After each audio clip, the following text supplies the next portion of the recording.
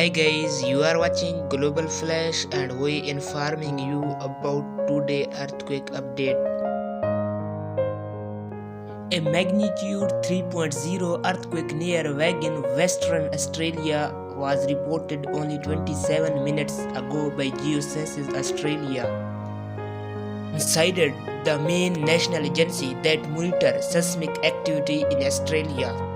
The earthquake occurred at a very shallow depth of 5.1 miles beneath the epicenter around noon on Saturday, February 19, 2022 at local time 1 p.m.